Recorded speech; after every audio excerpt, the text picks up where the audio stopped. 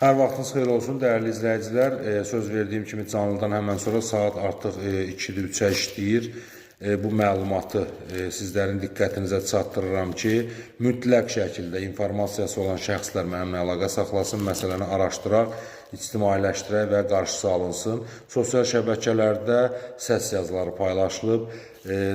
Suraxanı rayonunun Hövsan qəsəbəsində azyaşlıların oğurlanması və qara maşında naməlum şəxslər tərəfindən oğurlanması, hətta öldürülərək daxili orqanlarının çıxardılıb meyidlərin tullanması barədə məlumatlar, sözlər gəzir. Bununla yanaşı bu günləri Səbail rayon ərazisində azyaşlının valideynlərinin gözü qarşısında oğurlanması barədə məlumatlar yayılıb.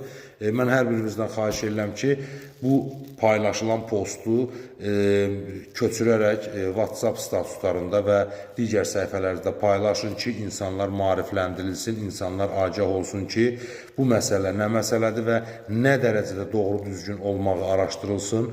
Dövlətin hüquq mühafizə orqanları var və bu günləri azyaşlılara qarşı son dərəcədə mən valideynlərdən xahiş edirəm ki, övladlarınıza qarşı son dərəcə diqqətli olun və məktəblərə, bağçalara, küçə xiyabanlarda, hətta dəyərli izləyicilər, tanıdıq-tanımadıq övladlara, uşaqlara qarşı kimlərinsə zorakılıq etməsi, zor tətbiq etməsi və qeyri-normal davranmasını görərsinizsə, mütləq şəkildə polisə və daha sonra hüquq mühafizə orqanları ilə yanaşı özünüz də həmin şəxs və şəxsləri nəzarətdə saxlayın. Bu kimi halların baş verməsinin qarşısını alaq.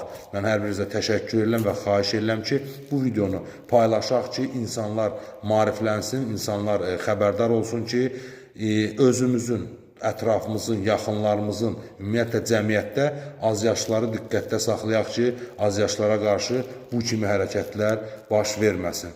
Təşəkkür edirəm və sonda hər birinizdən xahiş edirəm ki, məlumatı olan şəxslər mənimlə əlaqə saxlasın, bu xəbərin nə dərəcə doğru düzgün olduğunu araşdıraq, məlumatımız olsun. Təşəkkürlər.